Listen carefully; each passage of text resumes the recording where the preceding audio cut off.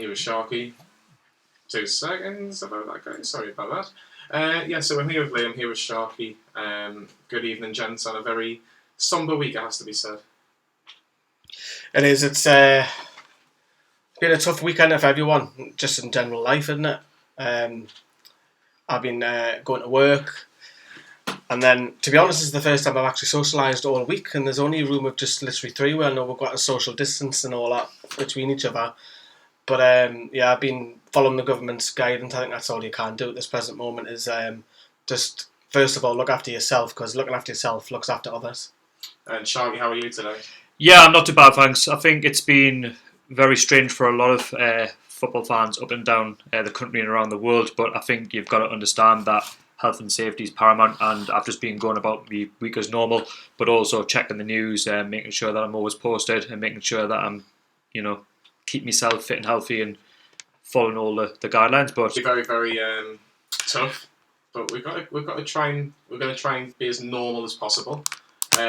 Obviously, the government have just spoken in the last. They're still speaking actually. They've just confirmed, Boris Johnson, that the UK death toll has risen to 281 people that have died in the UK, and that's a rise from 48.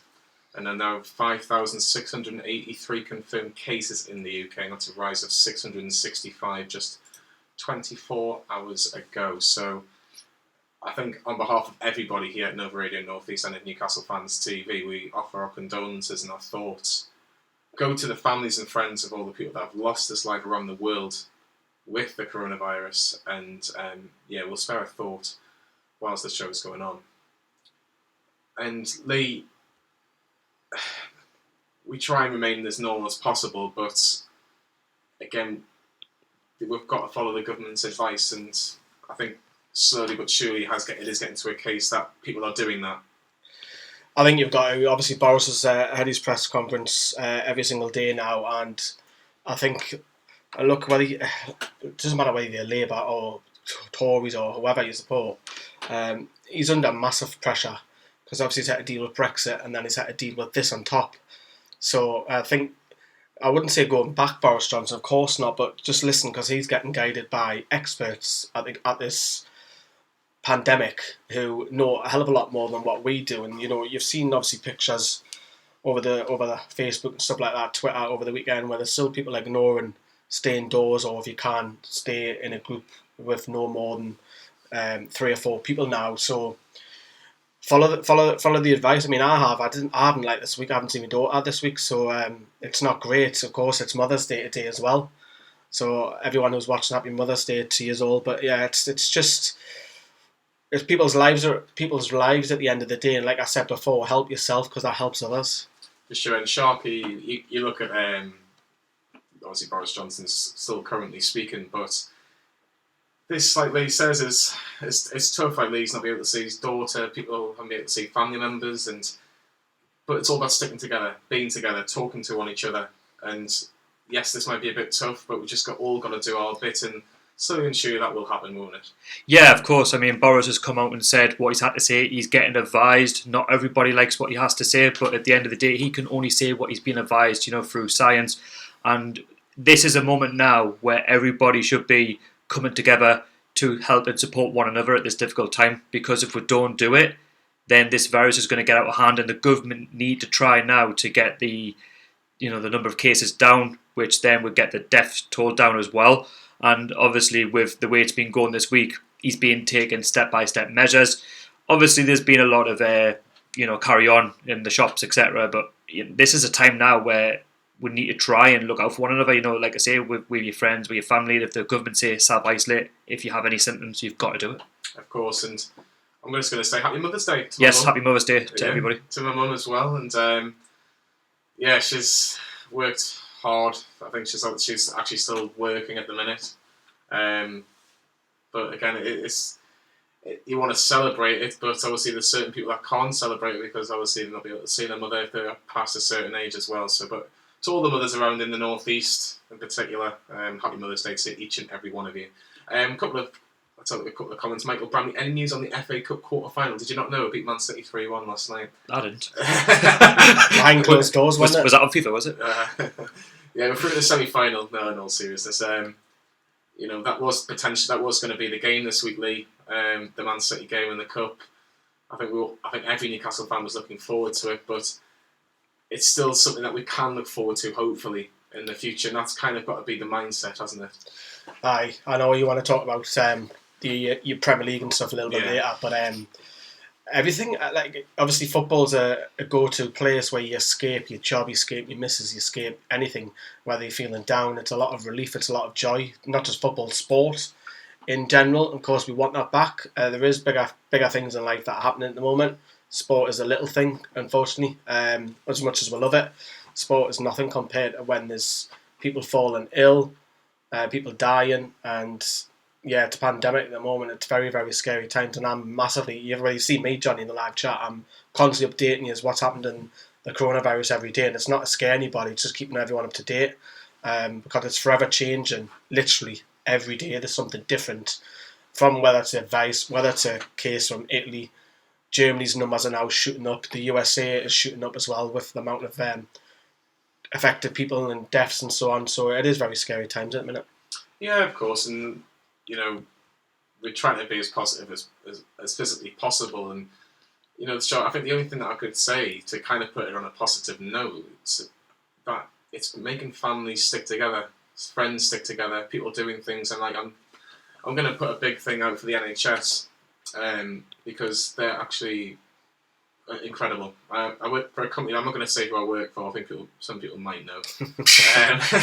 I'll not mention it. But can we do the catchphrase? No.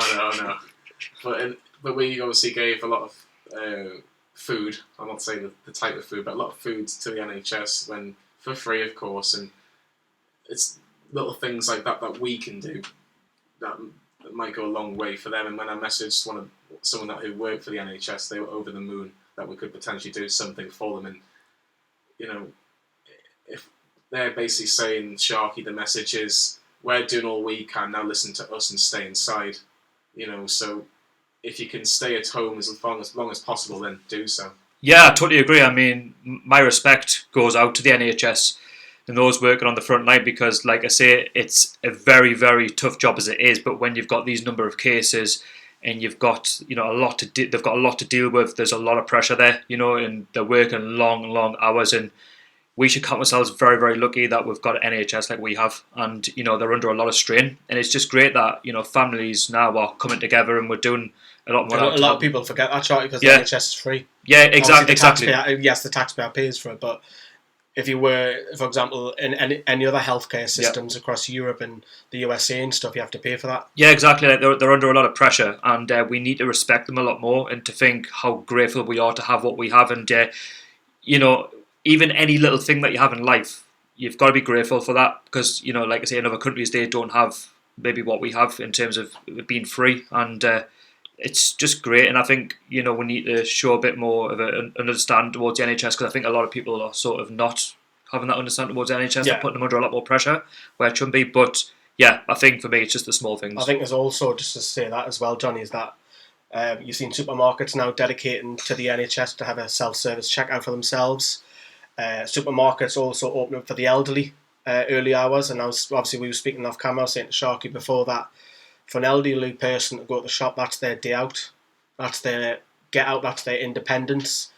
So it's right. Tesco as well, giving away free flowers for the NHS. There's loads. I mean, obviously the company that I work for, Sky, are obviously doing their little bit. It's not massive amounts, don't get wrong, but it's things like getting your 10 gig a day extra free anytime calls if you don't have it. You can get your sports pause for free. You're getting all the little making cinema. that difference. It's tiny little things that can go a long way for that one individual. But the big thing is, the NHS are putting their life at the front, and they're going to hopefully not have to make that decision who survives and who doesn't. Exactly. I think that's what we've got to look at. Is not, let's just try and help everybody. That's, if we can wash our hands and we have to sing happy birthday while we're doing it, we do it. It's just little things like that. But I think I'll have to ask Lee, how has it affected you and your work balance at the minute? Is it affecting you that much, or is it been difficult? Has it been a bit more straightforward? I think everyone can relate to that. Is like, now with social distancing, I still have to go to work, whether that's right or wrong. That's an opinion for individuals. You'll have to ask them. are now getting my temperature checked from Monday going forward. So if you've got a fever, you can't come in. I think that's practical of any work of life. If you've got any symptoms, go home for 7 to 14 days. If any of your family have, friends have, I'm probably just echoing what every workplace has got in place at the minute. Same as Sharky's, same as yours, Johnny. Is that again? I'll say that again. Help yourself by helping others. Yeah, for sure. Let's have a look at some of the comments. Can you ask Lee where you got that shirt from? It's Ace. China, believe it or not. Really? Yeah. So me and Sharky are going to let's move on. Let's move on. But yeah, Aaron, I don't work for a food bank. Just in the comments. There, by the way, that's why I just I seen that comment come in. Where did Lee get that shirt from? I thought, don't mention that, please. It's out there now. Of course it is. There's definitely. Obviously, we're going to talk about UEFA and the Premier League and how that affects Newcastle in part 2. I'm just gonna. We'll do another 5 minutes on part 1. Sharky, obviously, I don't know who you work for, but do you think that companies could do more, or do you think that they're under pressure from the top? I think that you're under pressure from the top, I would say, but you've got to follow the government guidelines, and I think that's what a lot of them are doing now, like Lee's just mentioned, or like what he said there. I think a lot more of the staff are more vigilant, they're more aware of, common hygiene, washing your hands, distance yourself if you can, and try, if you not spread it, if you've got a cough or any sort of symptoms, they're advising those to go home and to self-isolate, as what the government are saying. So I think now a lot more people are aware of, the health and safety of other workers as well. I think also, just pointing that, there's a graphic on screen of almost like an empty restaurant, is that people are worrying about the jobs. People have been laid off, unfortunately. Some people are worried that they might not return to work. There is people who are secure, who work for big companies, which is great, but the ones that work for smaller ones, I think Rishi Sunak has took a lot of praise early on the week, but the only negative is he looking after freelancers and the self-employed. No, at this present moment, that doesn't look clear, but I think the government have kind into first time ever in history that they're going to be paying people's wages. Yes, it's the right thing to do, of course it is, but they could have just said no. But because of this pandemic, I think they are trying the best they can. And look, I don't vote Labour, I don't vote Tory, and this will not influence me to vote either. But you've got to say credit to them for some of the work that they are putting in place. I think the last thing I'll talk about with the coronavirus is what's next. And obviously there are rumours of a lockdown. There are rumours that the government could put the military on the streets. That's another thing. But Sharky, what would you say? Would you just kind of go, well, if that's what the government are telling us to do, should we just do what they're saying, or what do you say to the people that just don't follow what the government are saying? Like, you still see people who were in pubs on Friday night, just hours after saying that they were going to shut tonight. It's sending the wrong message, isn't it? Yeah, definitely. I mean, help yourselves by staying away, stay at home, have a drink in the house. But, at the end of the day, follow what the government are saying, because they're not just saying it out there for no reason. It's there to protect you. It's there to, protect the nation. And it's there just to protect everybody from, how serious this disease is getting. And, in a sense, you have to praise Boris for what he's doing. And because he's doing it step by step, isn't he? He's not sort of enforcing this straight away. But my sort of argument with Boris this week has been he could be a bit more... What's the word I'm looking for? You think he's done it too late? Yeah, a little bit too late, but a bit more like, is it there or is it an order? There's a difference between saying something than an order. I think it will be an order soon. It has to be. I think it will put the frighteners on people saying, army on the streets, but if that's what the case, I mean, look, if we just left it and did nothing... We're in trouble. Thousands, hundreds of thousands, possibly, I might exaggerate by saying 1 million or 2 might die because of this. So... Look, we don't know the numbers. That's obviously just me making, estimating and stuff like that. But putting army onto the streets would really frighten a lot of people. But also at the same time, it would make people wake up. It's there to protect the NHS as well. It's there to protect. It's protect us. Yeah, exactly. The shops, etc. Because the way people have been going on this week as well, and like I say, it's modern Britain, isn't it? For people to go against what the Prime Minister said, isn't it? That's well. I'll not mention that word, but there was something trending last night, which was quite funny. We've gone from, you've probably seen it, Johnny. I don't know what you're talking about. It was something that was trending last night on Twitter, and that was like Britain. That was modern Britain, literally from pandemic to something else. Put it that way. And they were talking about like it can only hit like sort of older people, and the younger people like ourselves shouldn't underestimate it. Like for me, I'm taking this very seriously. I don't. Well, the thing is though that it might not. You might be a carrier without you knowing. You might go home tonight. You might touch a rail or a gate or whatever that has germs left and go and affect your dad. Not on purpose. No, but that's what I mean. So we've got to take this very, very seriously, and by enforcing these orders, like closing pubs, bars, clubs, restaurants, gyms, leisure centres, slowing it down. We have to do that. Yeah, for sure. Let's get a couple more comments. Got no more Toon games, damn, as far as go to hell. Lee might, I think a lot of people will be saying that. Rob, this virus is spreading across different postcodes. It really was. You can go from NA29 to DL17 with it. It doesn't have to confirm. It doesn't confine to one postcode in order to get it. Sam says #Pause. Yeah, it was the best trend on Twitter last night. Yeah, I'm going to mention that actually. I think this is quite good by the club, Lee. They showed on YouTube Newcastle 4, Arsenal 4 at 3 o'clock on a Saturday when people will probably get ready to watch the football on any other given weekend. Imagine that ad revenue. Yeah, but all I'd say is, would you like them to see if they do another game? I think Newcastle 5, Sunderland 1 next Saturday maybe was something that was muted last night. Would you? It's just nice to see something like that. Yeah, it is. I'm just saying ad revenue because they would have got loads for that. Yeah, it's a good idea because you can obviously you can premiere it like you're in a live chat as well, so you can play along with it. We're seeing it on Twitter and everything, saying Pardew out, 4-0 down, what a disgrace and all this sort of stuff. It's light-hearted, so good on them. It's good PR work from the club, and a lot of clubs, obviously, we've seen it on Twitter, like playing notes and crosses. I know Sam's done it for our account, so Christ. Yeah. Shame on you, Sam. But yeah, there's a FIFA tournament as well, went on as well, with where the Newcastle United are involved in it as well, with Leyton Orient winning that, so I'm not sure how he got on over the weekend. But let's fill that cabinet. Yeah, so it's we're trying to make light heart of a poor situation, but yeah, obviously you'll probably talk more about the football side of things part 2, but it's good, it's really good. Shark, if you could choose the next game on YouTube, if you had the choice, what game would you choose? I would go with what you said. It has to be the 5-1. What about 3-2 Barcelona? Yeah, a lot of people haven't seen it. A lot of people. My dad was actually at that game live. That's a great game. He was there. He still got the tickets for it as well. Wow. But I haven't actually seen. I've seen the goals, but I haven't seen the full 90 minutes. Even maybe little things like maybe when we got first promoted to the Premier League, it'd be a playoff. But why can't it? Like, I think this could be a thing now, where every single weekend Newcastle will put a game on until they get to the bottom of it. Right, until you could do it international break and everything. It's great engagement, like I say, with the fans coming together and chatting and things. That's what we need to do. We need the club are trying to get more people involved, whether that be from Newcastle but around the world as well. Just bringing everyone together, I think, in this really dark situation. Yeah, I think obviously, if I could choose, this is what we could put in the comments. The 2 best games I've ever been to are the 4-4 against Arsenal and the 5-1 against Sunderland. I put the 4-4 against Arsenal above the 5-1 against the Macrims. Get your comments in and see who you think. If you 3-2 Feyenoord. That was one of the best games I've ever seen. But actually being there, Lee out with the 2, 4-4 against Arsenal, 5-1 against Sunderland.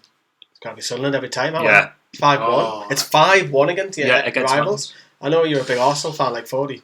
Oh, well, 40's been the more Arsenal games than anybody, hasn't it? You know, every time I'm on video, I've got to get that digging on against them. No, but for me, in any other walk of life, if someone said to me, you beat your biggest rivals 5-1, or you draw with Arsenal, I'll be going, yeah, right, Sunderland every day of the week. But I can't explain. I actually watched the second half yesterday when I was watching it live, and I just could not, it was bringing back so many good memories. I kind of remembered how much we were on top against Arsenal. It was ridiculous, and I don't know. Get your comments in. Like, I'm seeing 5-1 Kyle, 2-1 Graham Stevenson against Man City last year.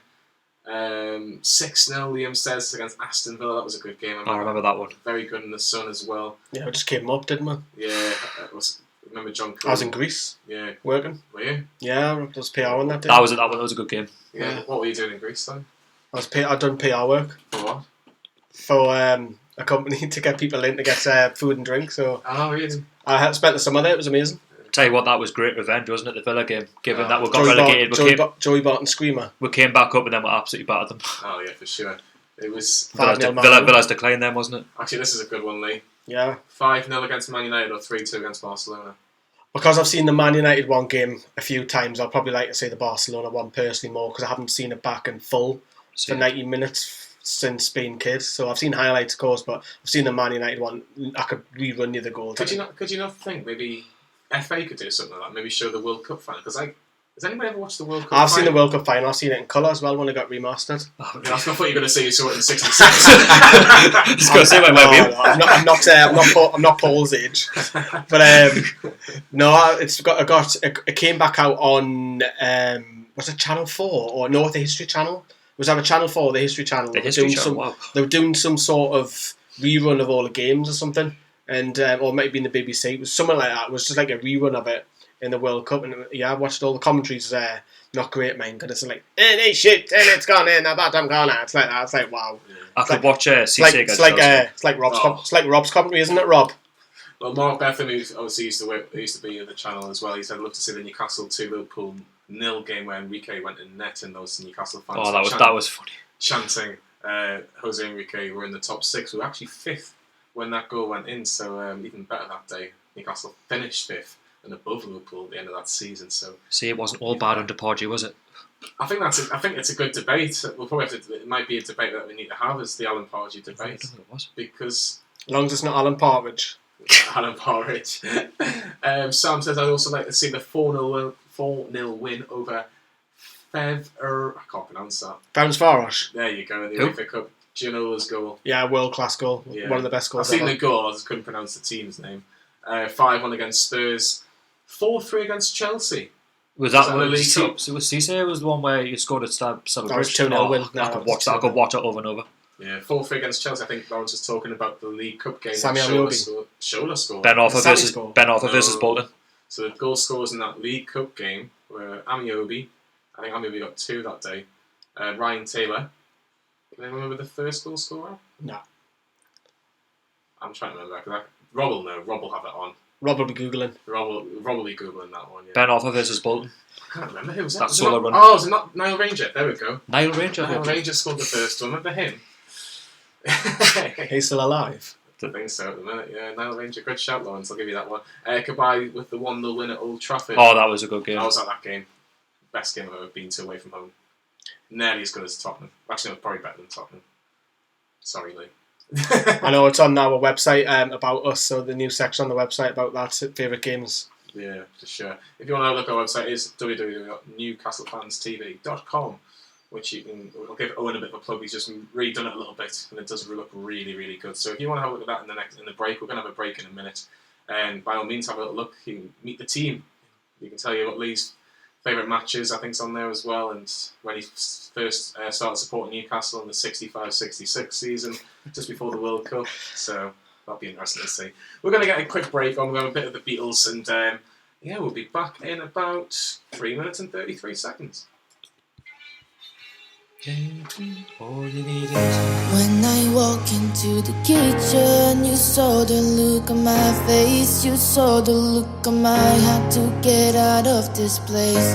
I seen something I've never seen before. When you put on the pineapple, we couldn't be friends anymore.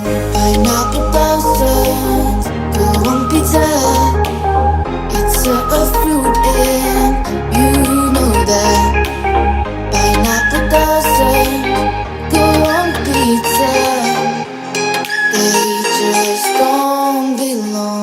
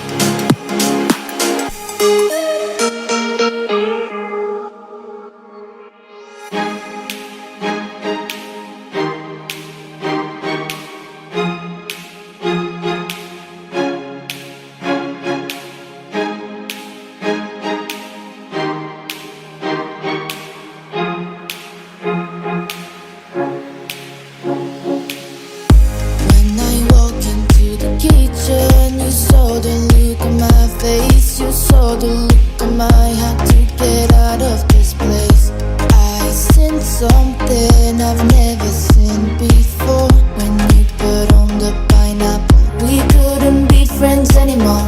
Pineapple doesn't go on pizza. It's a fruit and you know that. Pineapple doesn't go on pizza. They just don't belong.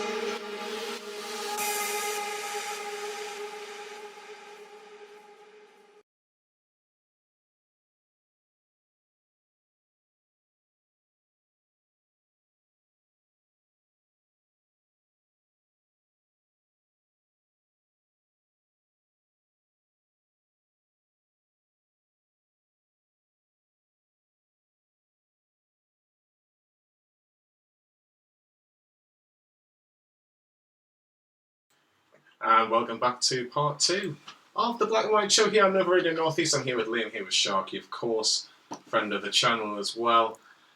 Part 2 is about UEFA, their announcement, Premier League, their announcement, and how does that affect Newcastle and obviously what Newcastle have been up to. And I like the title, what they said on Newcastle and NUSC.co.uk, Quarantine. Quarantine, I like that. I'll pinch that photo, it's brilliant photo. Almiron. Yeah, very good. It was very, very good, it has to be said. So we're going to start with UEFA. And they postponed Euro 2020, which was kind of expected. There was little murmurs at the end of last week that was probably the most sensible thing to do, was to cancel Euro 2020 and get it played in Euro 2021. It's not going to be called Euro 2021 though. So yeah, it's good. It was due to be played in June and July this year, but the health of all those involved in the game is the priority, as well as to avoid placing any unnecessary pressure on the national public services involved in staging matches. The move will help all domestic competitions currently on hold due to the COVID-19 emergency. I think that's the big sentence at the end there, Sharky. The move will help all domestic competitions, and this is where it affects Newcastle.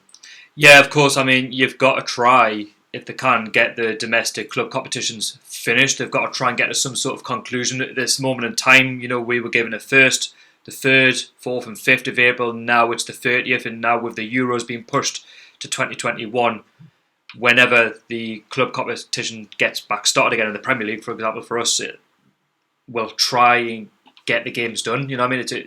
It's a type of if. We just don't know, do it? But we need to try and get the games finished. Lee,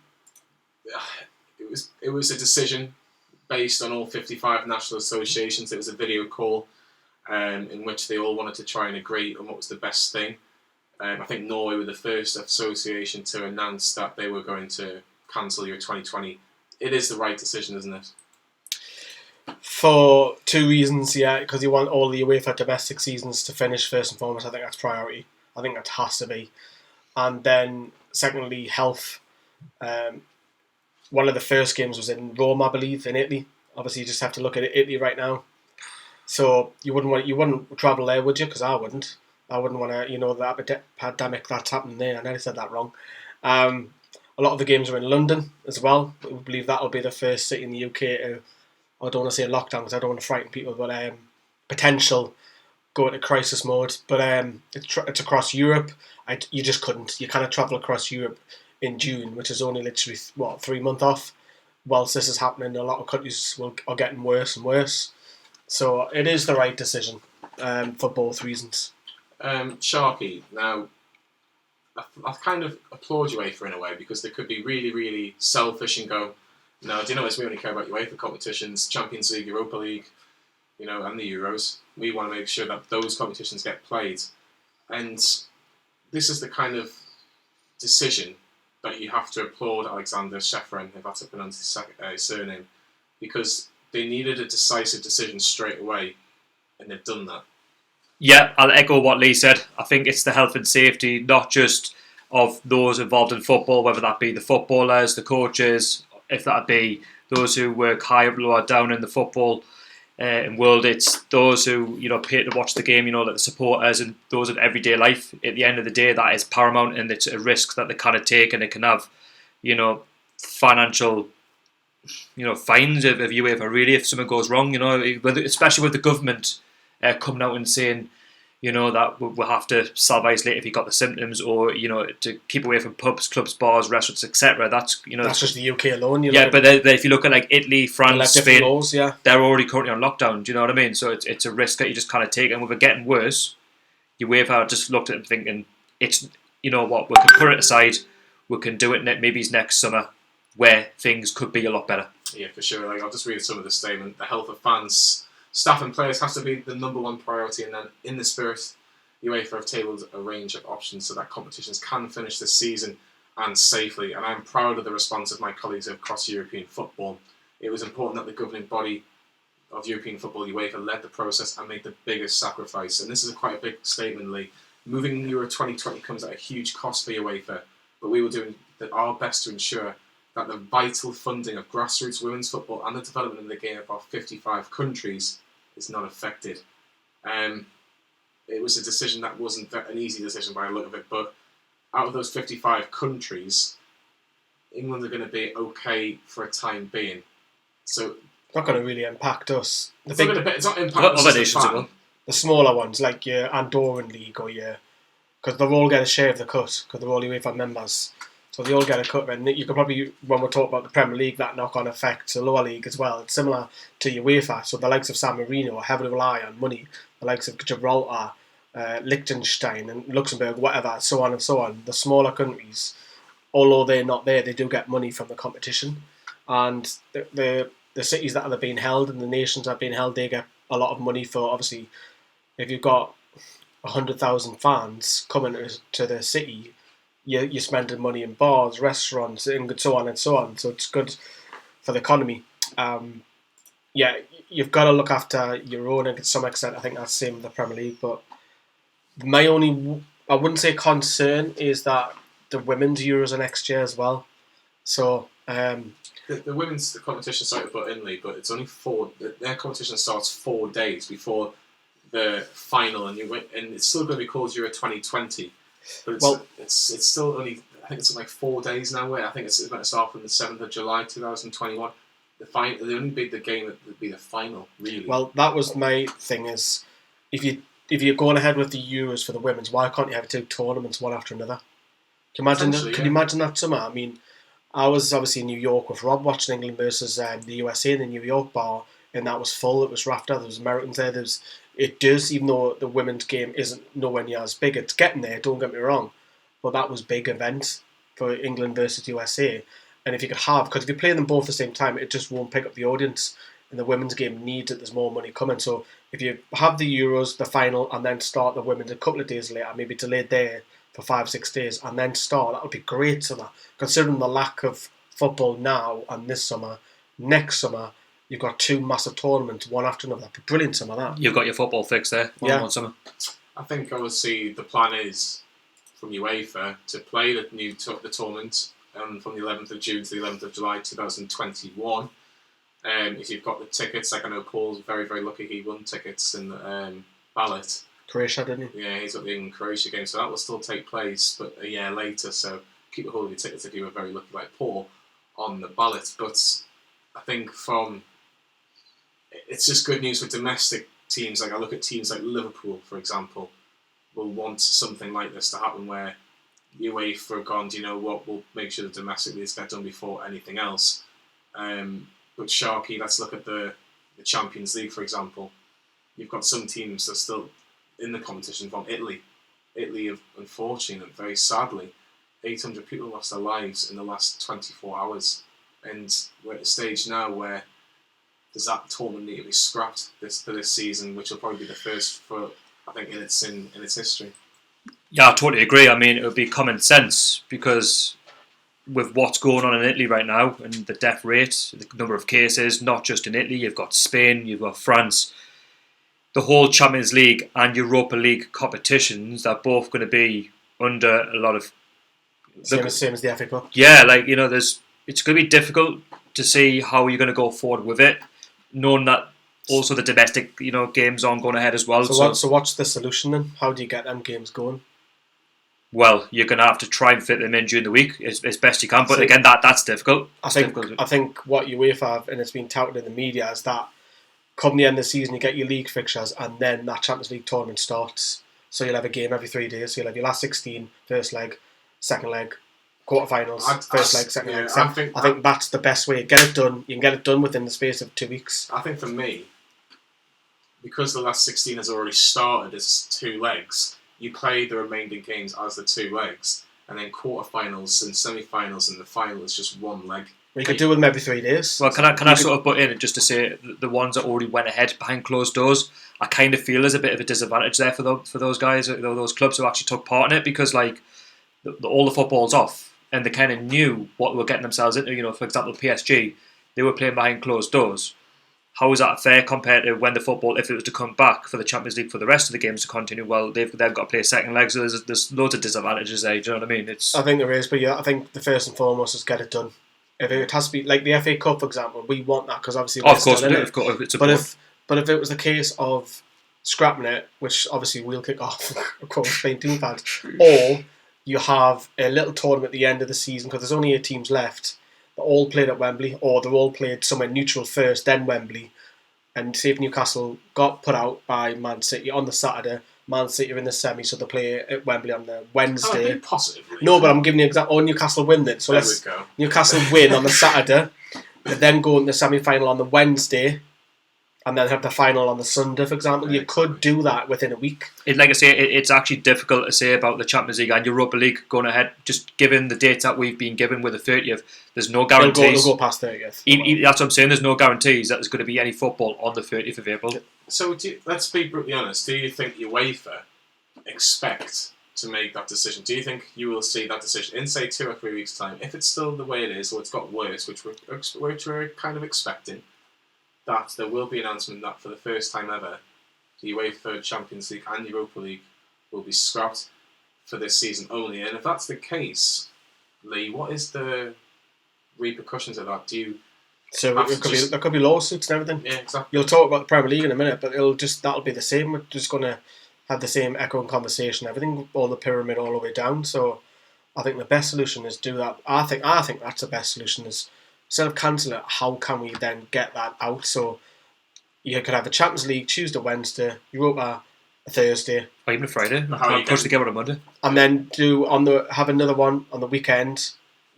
Get your domestic season done. Get that completed. Then worry about the cups later. I think the league, it's more.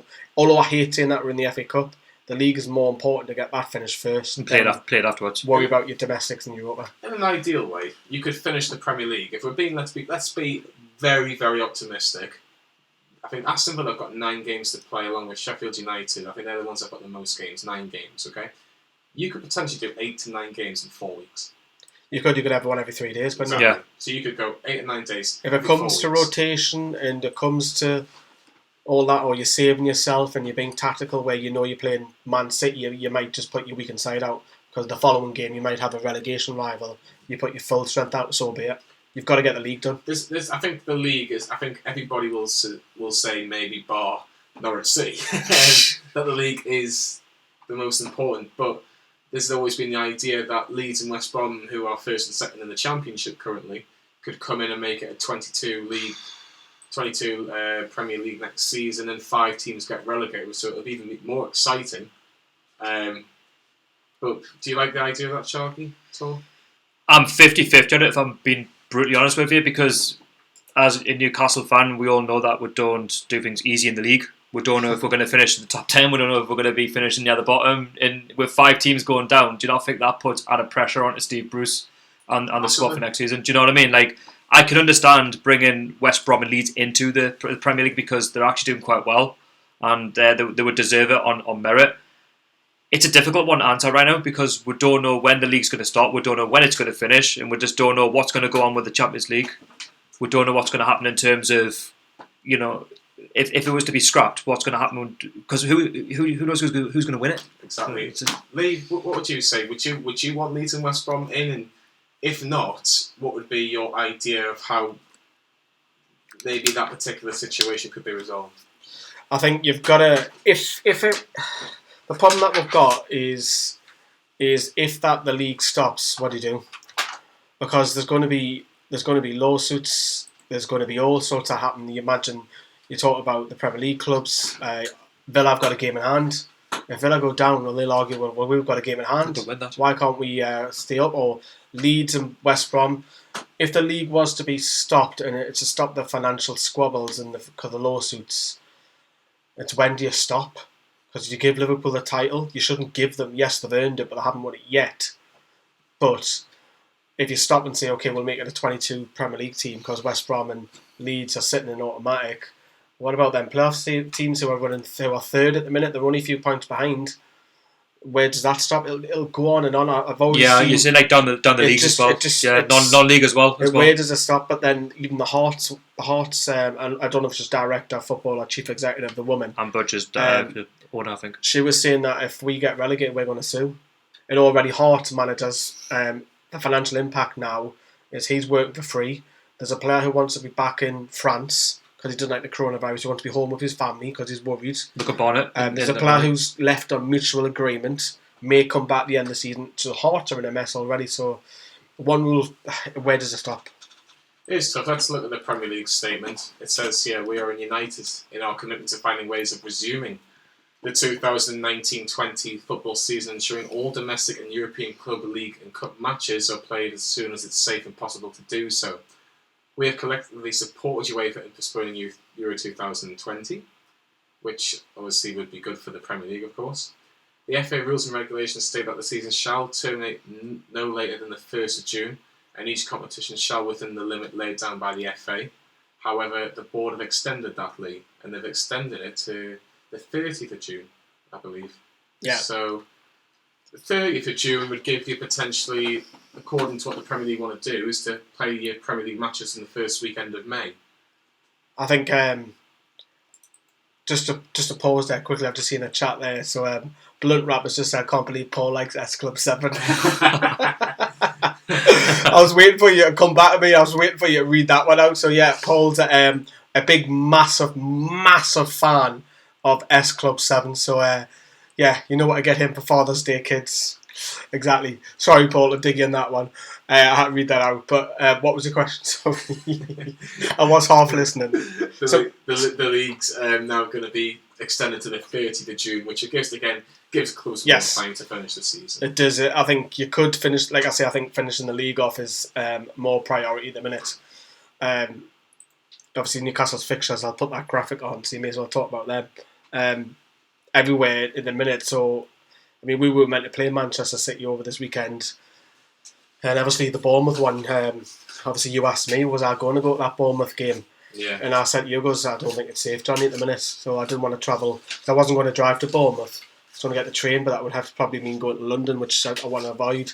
So even I was a bit worried about going to that away game. So you look at that fixture list now at the minute, and it's like, okay, so you're going to have to play Villa, or do they get rearranged? Do you go in that order? I think it's an interesting debate, because if I was Newcastle, I would want to be playing Tottenham, Brighton and Liverpool as your first three games, because let's be honest, none of those three teams are going to be going ready to play. Don't want Liverpool winning the title at St James's though. No. Well, they need to win one more game or two more games, so potentially it might be okay. But I don't know about you, Sharky, but I'd rather want to play Tottenham, Brighton, Liverpool, and then you play your likes of your Villas and your Bournemouth and your West Hams later on in the season. Yeah, I agree. I think just get the harder sides out of the way first, and then see what we can do against them. If we don't pick up points, then at least with those few remaining games left, see where we're at in terms of the league, see where the bottom three are at, and then we can sort of get those points, to try and pull ourselves away from the relegation zone.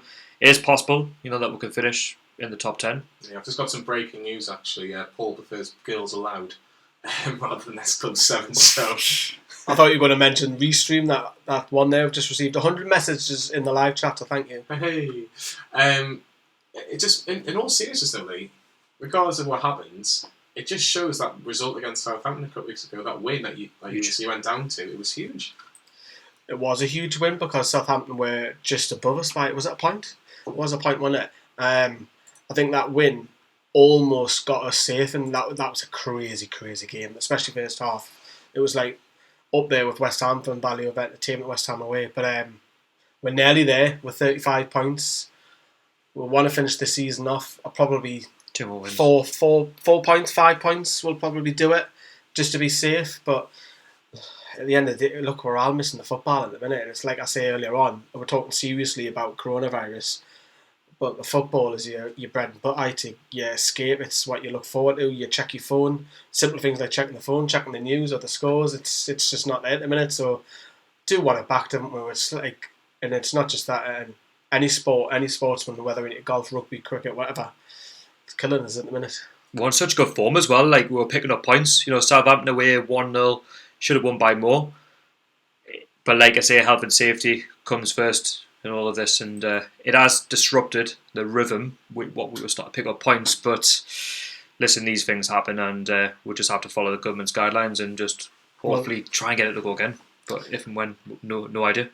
Yeah, for sure. It is difficult to say the least, but we've just got to get on with it. Yeah. And that's probably the best thing I would say. Lee, obviously Newcastle have done their own things, I suppose. They've done their own individual exercise plans, and there was a mid-season, as there was going to be a mid-season break. But I like the fact that if anybody puts weight on or if they've gained like body fat, then they get fined. That late Charney. Well, could you imagine? It's been entertaining watching Alan Saint-Maximin though on his Instagram, and he's posting every day.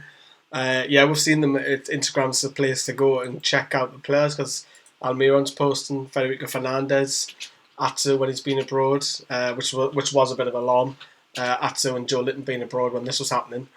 They've been set on their own regimes. Obviously, there's injuries and so on that might benefit. I know you'll probably talk about that in a minute, but they've all been set on these individual, you'll probably say, because Andy Carroll will be on a different one to say Alan Saint-Maximin. But yeah, I just want football back, to be honest with you. It's like, what more can you wish for? There's only so much I can watch Alan Saint-Maximin on Instagram, so he's putting the value in there. Title World Challenges and all. There's all that, and there's all the I've seen it now on Instagram where there's like best flicks and best goals, and Rob Elliott's got involved with best saves. People in net as well as a shoot. They're trying to come up with good, fun ideas, aren't they? Yeah, for sure. Let's have a look at some of your comments, actually. If we played Spurs, Brighton, Liverpool next, I think Liverpool would get the title before coming to St James's Park. I think you're right. I think you might. Weren't Liverpool due to play Everton? Liverpool went to play Everton before. They were due in the next on game on the Monday. No, it was the next game. It was actually the next game. And then Man City were on the horizon as well, weren't they? So if Man City is the next game, which is highly unlikely, but if Man City is their next game, then they could actually win the league against Man City. That would just be karma, that they won it for Man City from last season. I remember, I don't know if you remember this, but remember when Arsenal went at Old Trafford and Will Todd scored? Yeah. Oh, yeah. And Arsenal won the league that night against the rivals, so that'll be a sweet karma. Question before we talk about the Newcastle players, it does revolve around Newcastle player Andy Carroll. He's actually fit at the minute.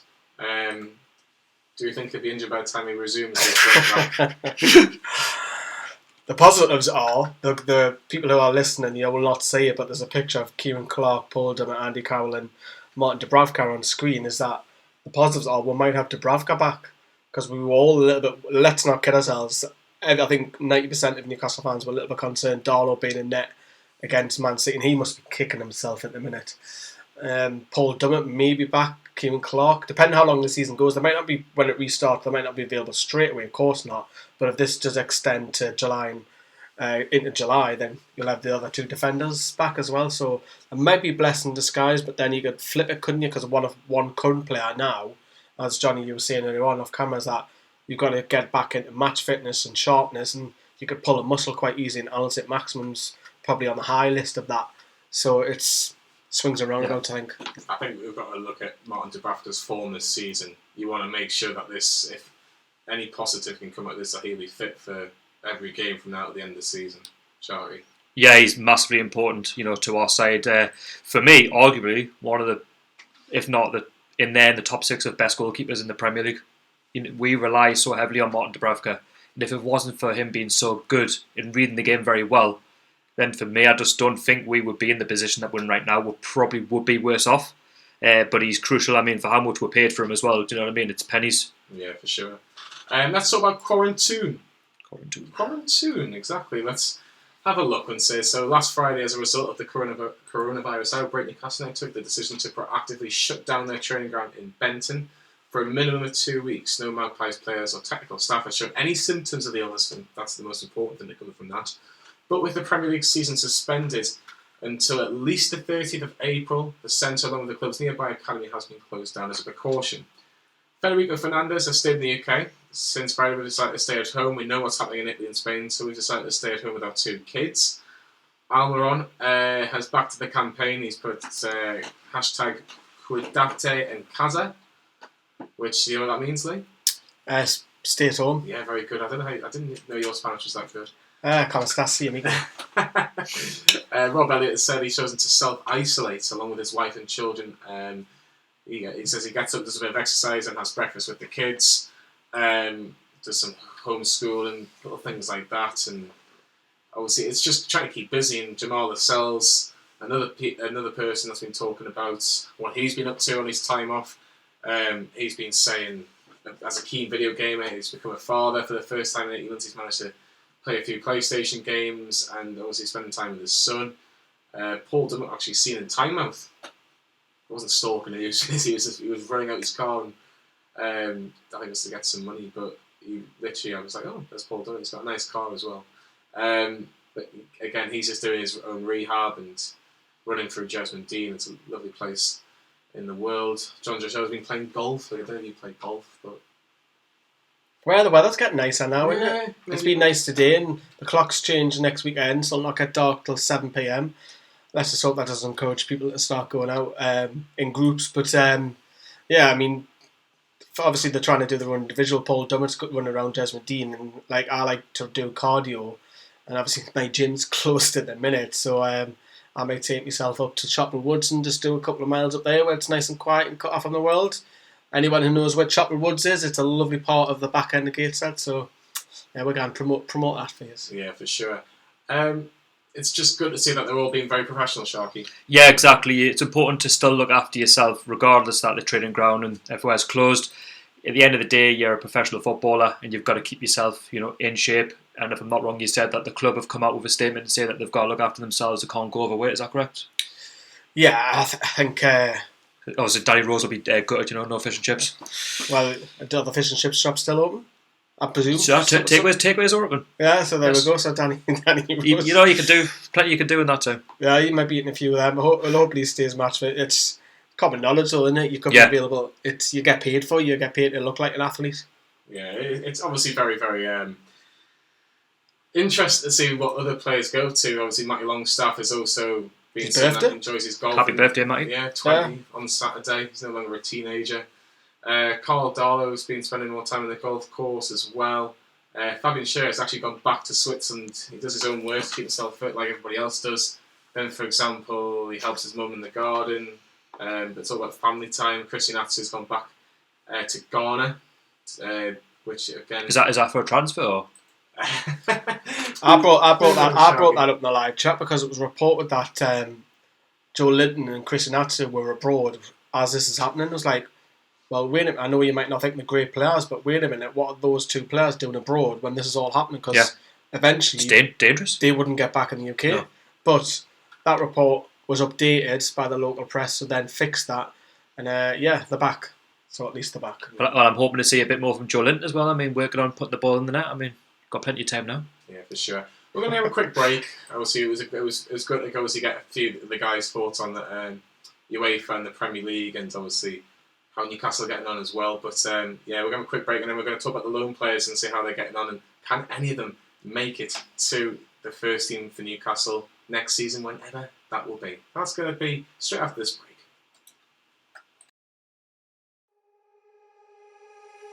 When I walk walk into the kitchen, you saw the look on my face. You saw the look on my had to get out of this place. I seen something I've never seen before. When you put on the pineapple, we couldn't be friends anymore. Pineapple toast, go on pizza. It's a fruit and you know that. Pineapple doesn't go on pizza. They just don't belong.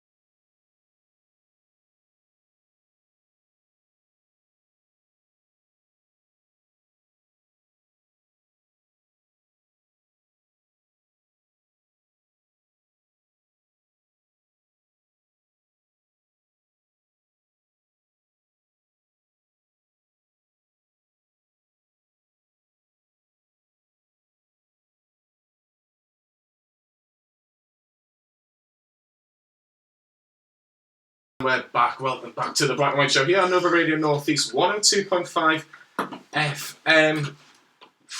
Well, we're going to be talking about loan players, believe it or not. Lee, who are we going to start with? I'll let you choose the first player. Dan Barlaser. Dan Barlaser is currently on loan at Rotherham in League One. Sharky, League One, very, very difficult league to get out of, isn't it? It's where Sunderland are, isn't it? Well, yeah. Well, Rotherham are actually second at the minute, so Dan Barlaser, obviously Kyle and Johnny have their NE29. I've got Dan Barlaser, went to my local school in the same class as my brother. Had a fantastic season, brilliant season. We wanted him to kick on this year, and Rotherham's sitting second now. Obviously League One is very tight at the top. Fantastic season, scored a free kick not so long ago, top corner from the edge of the box. He thinks... Well, I think now he's running out of contract as a free agent. it would make sense if Rotherham do go up to extend that for another year and see how he gets on in the Championship, because he can gauge a bit better. I know Rotherham are not going to win many games as much as what they are, but in terms of a player, you look, obviously he's now, 23, just turned 23. That'll be 24 in 12 months' time. See how he develops in the Championship, because if he doesn't make it the Championship at that age, he might not ever make it. I hope he does, because that's probably the one player that I'd want to do well out of the rest of them, because obviously he's got links and stuff like that. But yeah. Obviously, he's had 2 spells now at League One, Sharky. Is it a bit make or break for him? I would say so, yes. I mean, to make that move to Rotherham, a team who had just been relegated from the Championship last season, for them to be doing well as they're doing this season, to get back to the Championship, like Lee said, I think that's important. And not only just for Rotherham, but for his development, and just see, can he cut it in the Championship? And if he could do that, maybe with an extension, get him back into the Newcastle side. Nothing should be ruled out at this stage. I'm not going to lie, I haven't seen too much of Rotherham. I only see certain clubs on the TV, like Portsmouth, Sunderland, you know what I mean? But like Netflix. Yeah, Netflix, crying on Netflix, all that stuff. But, for Dan Barlaser to be in a side that's going to potentially go on and win League One, I think that's only good for his development. He's had a great season. Yeah, that's what I mean. Like, I think he needs that step up now to the Championship, whether that be with Rotherham next season or whoever, but he needs to make that step up now. Yeah, but what would you... Sharky, in terms of Dan Barlaser, is it not similarities with Sean Longstaff, for example? There's something there. I mean, if Sean can make it into the first team, then there's nothing to say that Dan Barlaser cannot make it into the first team. He just needs, that season, in the Championship, whether that be with Rotherham or whether that be with somebody as if Newcastle decide maybe to send him on loan back to Rotherham with another contract or to another Championship club. He needs to maybe try and go up a level. Well, put it this way: if he does leave the club this season and he signs on with Rotherham have got a hell of a coup there. A player who's really done well for them this season, and if they don't pay nothing, and if he does join them permanently, that's a great bit of business for them. Maybe the difference between them, maybe if they say they go up, the difference between finishing in the bottom 4 and finishing maybe middle of the table of the Championship. The problem that he's got is that Dan Barlaser is obviously a Geordie, but he's seen 2 other Geordies in a similar position jump ahead of him. Well, that's what I'm saying. Like, is he realistically going to get into the Newcastle side? You've got to remember that Sean took a while to get where he was, and he was loaned out. Yeah. He was loaned out a lot earlier than what Dan has, and now obviously Dan's been out like 2.5 years. Does he need that chance? Yes, he needs pre-season, but then again, with this whole coronavirus, we don't know what's happening. But let's just say we had the pre-season in July. You need to be under contract to have that pre-season. It's a tough one because Shola Miobi's the one who's the loan manager who'll be doing the reporting. Do you think Newcastle will give him that contract? I think he'll give him a 1-year deal. That'll be it. And then maybe see where he goes in the Championship. Because if you can do it in the Championship with Rotherham or whoever that may be, then there you go. There's your answers. Yeah, for sure. I think obviously Dan Barlaser's got to be someone that you look at and go, right, can you be the next Sean, next Matty, getting that starting 11? And because Rafa rated him. He did, didn't he? He played a couple of cup games. I remember the Birmingham game in the FA Cup. 3-1. He played and he did okay. Like I say, I wouldn't say he was out of place, was he? Forest he played in when Aaron scored that great goal. We got put out. That was next year, wasn't it? On that one. Oh, that was not a good night. Do not even remind me about that night. Oh, don't mention Forest because they'll get someone started in the live chat. And the away games down there as well. I mean, yeah, we don't have a great record against Forest, but yeah. Yeah, it is tough. Let's have a look at some of your comments. Lauren says, don't think Barlaser will make it. You can never say it's never. make or break now. It's one of the others. Yeah, let's have a look. Paul, hashtag NE29. You see it all the time, putting rising stars in the deep end and watching them fail, give them time to develop. Championship. Stays healthy, avoids injury setbacks. It depends on his injury. I think that's probably a big thing. How long could he potentially be out for as well? So, don't think it's as serious as what everyone thought it was originally, but perfect time to get injured. For sure. Let's have a look. Sorensen and Toure need the chance, says Jack Chair. Maybe, who knows? We'll have to wait and see. Next player that I've got on my list is Ashraf Lazar. Remember him? Everybody? Yeah, he's still active at the moment. He's active on a social media platform quite often. Yeah, that's probably what he's good at. Yeah, very good at. Obviously, he's been playing in Italy in Serie B, not Serie A, which is a bit worrying as well. But do you not think, Lee, just one of the bad ones that Rafa got wrong? Rafa or his scout team got wrong. Yeah, it's probably up there with Matt Sells, isn't it? Not a future at the club. Probably to back him up a little bit. Has he really been given a chance? No. But if you can't get ahead of, because obviously he's been at the club now, this will be fourth season since the Championship. He still kind of break through under two different managers. It is worrying, but the thing is that he's got another year left after this as well. So it's a case of maybe similar to what you do with Jack Colback, try and loan him again, because can anyone afford his wages? I mean, we're probably paying for his wages at the minute, and he's not playing many games. He's in and out of that side. He's got injuries, so it's a really bad buy. I think everyone on this table agree get rid of him, but who's going to take him? I think realistically, if we kind of get rid of him, but like Henri Savé at the minute, get him out on loan for a season, that's effective his career over. Yeah, for sure. And what do you make of this all? Do you think we could have not sold him after the Championship season, shall we? I was saying that. I've been saying it for a long time. I just don't think he reads the game very well. And there was that point against Wolves. Was it the Asia tournament? He was all over the and place. he couldn't read the game properly. I mean, you need to defend. Like, you need to be able to read who's around you, and he just wasn't doing it. He got given that chance under Steve Bruce. I think it was one of the first games he had, which he was from a watching side of things.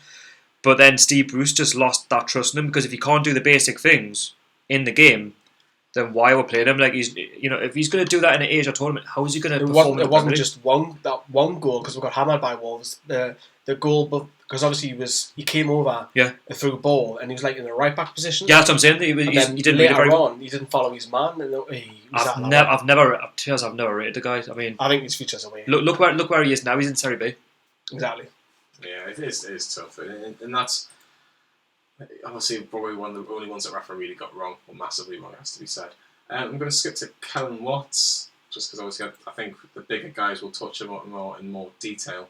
Again, a young lad that needs an opportunity to get game time, Lee, and he's getting it, and that's the big thing. You look at very young as well, very young, but two different teams.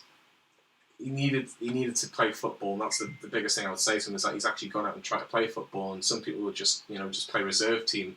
This against men, let's be brutally honest, against men that actually need to pay their money for their rent and everything. He's going out and get valuable experience. It's only going to help him. Definitely, I think he's a possible star for the future. Originally a midfielder, converted into centre back. Obviously played for England youth sides in central midfield. Now plays centre back. He was involved in the pre-season. Obviously, Ben Dawson thought he took 5 of the kids across, and he was one of them. In that Wolves game, I think he was a fault for one of them on the byline. He gets skinned, doesn't he? But then he does clear off the line, doesn't he? Later on, future's very bright for him. Young lad, only 19. So a regular at Stevenage, a struggling Stevenage side, played a 3 at the back, I believe, centre backs, and then he's went to Mansfield, another loan. And he's again a regular. 7 on the graphic on screen. It only says 7 league appearances, but remember that's from the 28th of January until this pandemic set in. So that's a regular. The future's very bright for him. The problem that he has is that we've got 6 centre backs on that first team. There's too many. That's the issue. The door's not open for him, and I don't think that will be. So I think for next season again, get him back out on loan.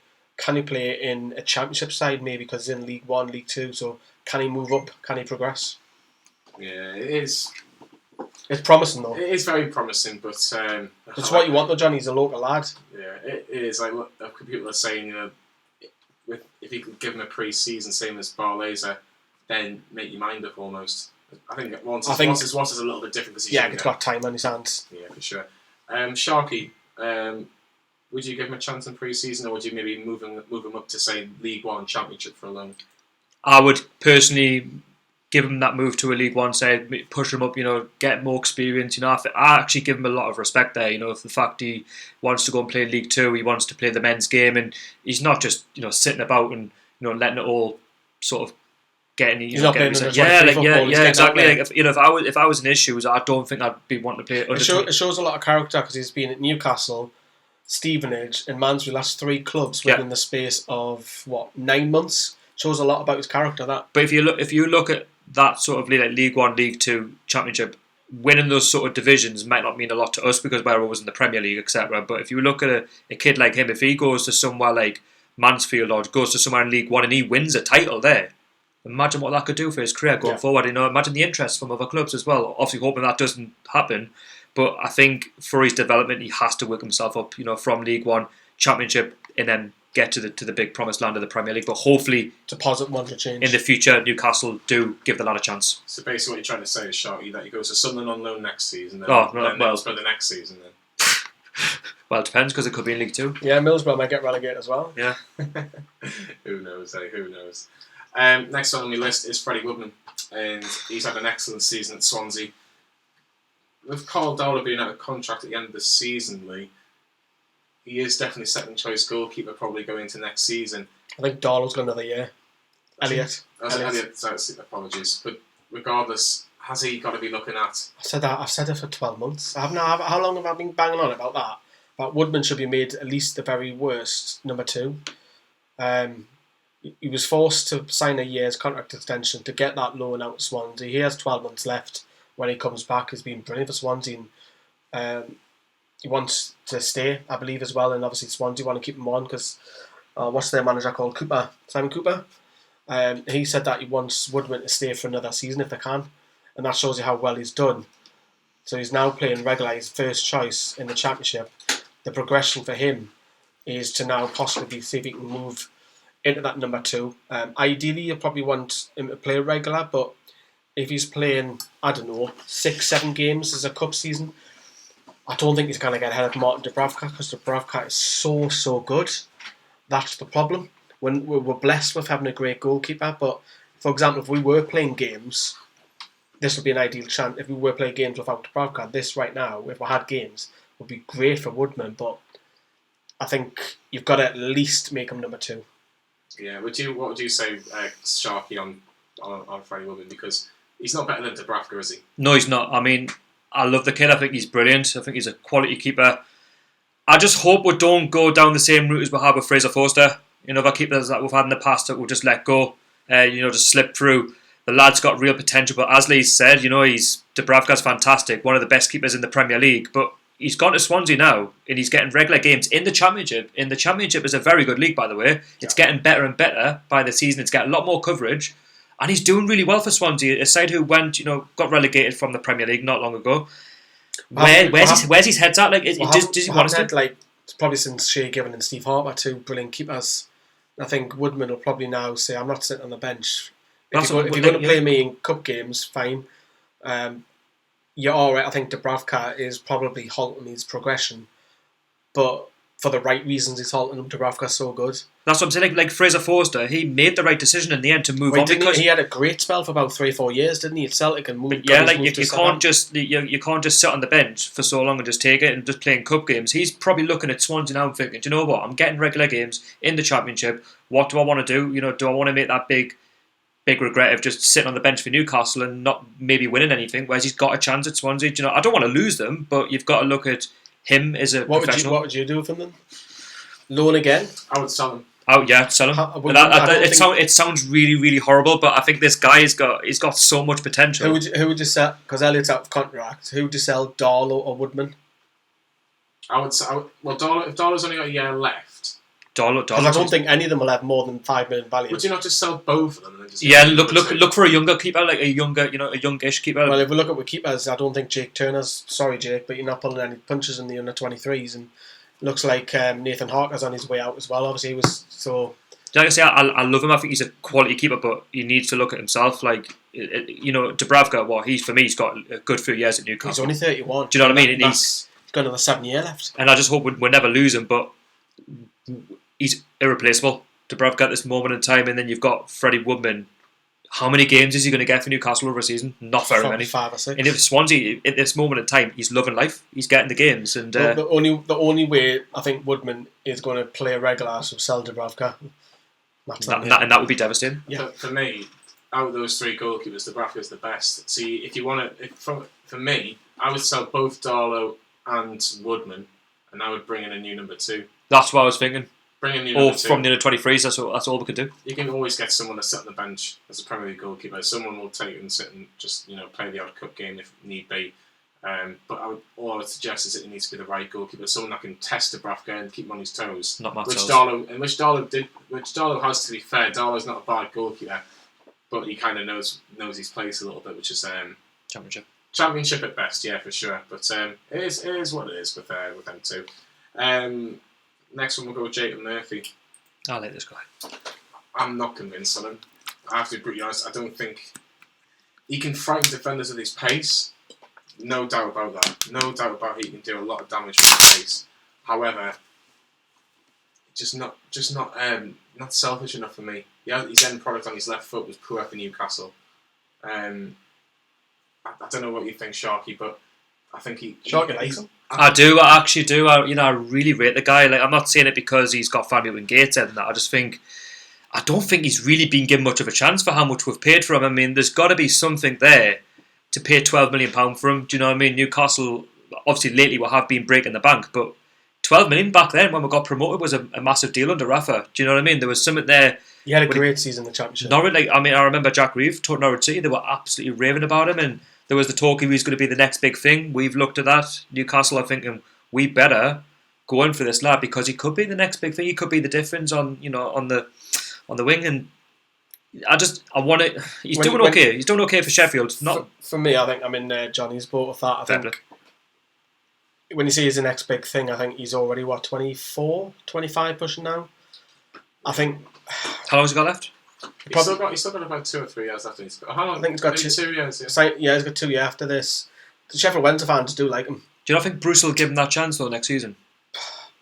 Look, if he's going to give him a chance, why not give him a chance this season? Because by the look of it, for Sheffield Wednesday, because was it a favour to sweeten the deal to sweeten Bruce up? Because obviously, that's what that would because we pinched Bruce, and now obviously that was a carry on that we were going to. We did because Sheffield Wednesday said that they're looking at compensation for it and possibly go down the authorities, and this might have been a deal just to sweeten it up. But 5 goals, he's coming into form. He didn't get into the side, did he, for a long time, and he's broke into the side, and he's exciting for the Championship level, but.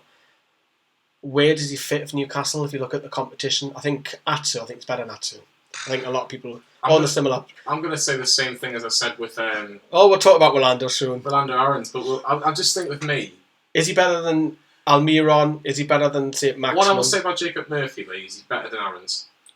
Squad rotational player. You can rotate him around, couldn't you? I think that they're very similar. If I said to you one of them was £12 million and one of them came through the academy between those 2 players. If push comes to shove, I'll take. Aarons, you wouldn't know the difference. Push comes to shove, I'll take Aarons. Would you? I would, because he played at left wing back over pre-season. That's another position in his game. You can play on the left midfield. He could do your job on the right. I think he'll give you more options as a squad than what Murphy is. Murphy, for me, I've described this before, is that he looks like Barbie on ice. He looks very petrified at times. He's a very confident player. When he burst through against Manchester City, I thought, you compared him to Sam? But he dinked it brilliantly over Edison. Great goal. Why have we not seen more of that? Do you not think he would be better just off the front? Because he's got pace. He likes driving at people as it is anyway. Only if you could just try and maybe gel that into. There's got to be something there, though, hasn't there? There's something there. With Murphy, though, how many times have we come away from a game and go, he was brilliant today? Blackburn maybe away in the FA Cup is probably the one of them where he was half decent. Yeah. Manchester City, but apart. If Atsu gets ahead, there's a problem. The only thing with Atsu, and I don't know what you think on Atsu. I know it's slightly off topic, but me and Lee have had this debate before. And we're going to touch about Rolando Aarons now. About the Rolando Aarons and Christian Atsu debate. I would rather have 11 Atsus and 11 Aarons. And the reason why is because... That's going to be clipped down, you know. Yeah, it probably will be. But it doesn't matter. The reason I think the reason why I back it up is because Atsu, for me, defensively is sound. You can put most wingers against them and you will do the dog work, you'll do the dirty work, you'll just get on with it. Rolando Aarons, yes, has got a bit of talent. Going forward, yes, he is better than Atsu. But if you look at his statistics, he's not really pulled anything up at Wickham. He's got in Motherwell and he's shone a little bit, but we've kind of agreed, unless you're Celtic and Rangers, the Scottish League's pretty much the League 1, League 2 anyway. Well, look where he's gone. Wickham, Motherwell. He did okay at No offence to any of those clubs. They never took him back on, did they? I think he's too good for the under 23s. I think everyone on that table will say yeah, he's too good for that level. I'd agree. So for me, with Aarons, I just think there's a lot of off-field problems that, he's had problems with his ex. That seems to be better. He's got a child. He's had to grow up. Got involved in all that bust up outside Lavello. Court case went on for 12 months. It can mentally mess with your head. and he hasn't been that player since he burst on the scene. I know he's quite injury prone. He hasn't actually been in the last 18 months, believe it or not. So Wickham, it took a while to break through, but then he became a regular then. Obviously, I was surprised that they didn't extend that to the end. Regular? 5 appearances? No, he struggled at first because he was signed in September and he wasn't fit. I don't think he played until late September, beginning of October. He played against Sunderland. And then he was because he was substitute appearances for a while, and then he started to become a regular. Very surprised Wickham didn't keep him on. Went to Motherwell, started well, scored a goal. He won a penalty in another game. But yeah, the Scottish Premier League, I think he's too good for League One, the Scottish Premier League. On Wickham, run by the fans, though. I think Rolando Aarons is probably a championship player, but I think I still go and say, and I still will stick by. I think he's better than that too. What about you, Johnny? Well, let us know in the comments. Yeah, like I say, someone says sell Aarons. I don't rate both of them. Yeah, exactly. Who would you rather have though? Or who would rather have? See, because you got Atu, who Atu's got the pace, okay, but he hasn't got his end product's just terrible. But he frustrates the living hell out you, Atu. Yeah, that's what I mean. Aarons would.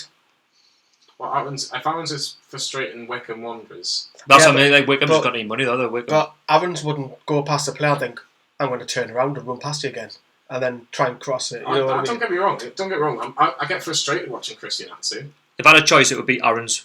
Just for the sake of picking somebody, because Atu for me just. Now I would shake your hand right now, but No, that's fine. But 2 against 1, Johnny. What about you? Do you know what it is? I'm actually literally by myself on this side of it. There's no one behind you, so. There's no one with me, is there? But no, it's a good debate to have because I think Paul says it perfectly. Atsu, Aarons, and Murphy, sell them all. You probably would, but I would. Murphy, I'd give it a season to, personally. For me, I'll go out of those three. I would say Aarons, because he can give you a lot of flexibility on that left side.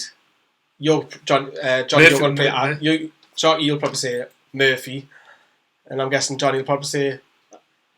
I'd probably say Atsu, but look, if we're going on this attacking wise, Atsu's probably the worst out of three.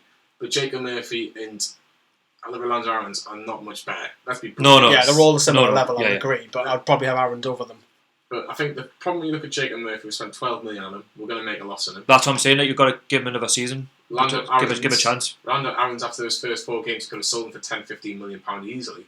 If that was say from the January transfer window, but since then, obviously, you're going to get peanuts for him at best. Yeah. And then Christian Atsu, again, you might get a couple of million if you're lucky. So it hasn't worked well, and I think that has been something that Steve Nixon, Steve Bruce, all the Steves, Clemens, yeah, all we'll have to look at and go, right, we need to get a winger who's at the same calibre as ASM, who can do something with the ball, but defensively can also help out as well. And I think that's probably what we need to look at more than anything. But at least we'll kind of, if we can get that winger for whenever next season is, Newcastle will look more of a threat. But we're looking at the bench now, and if Atsu comes on, we're like, oh. Exactly. So if that's Aarons who comes off the bench rather than Atsu, it's better. Well, he wasn't doing anything. I feel a lot better if he played though. I just think if you look at him, right, if you don't give him a chance next season, even like you say, we're going to make a loss on him anyway. What's Murphy's best position? Because I'm going to exactly. You could either, and this is sound ridiculous, you could either play him up front or you could play him at right back. I don't think he's an out and out winger.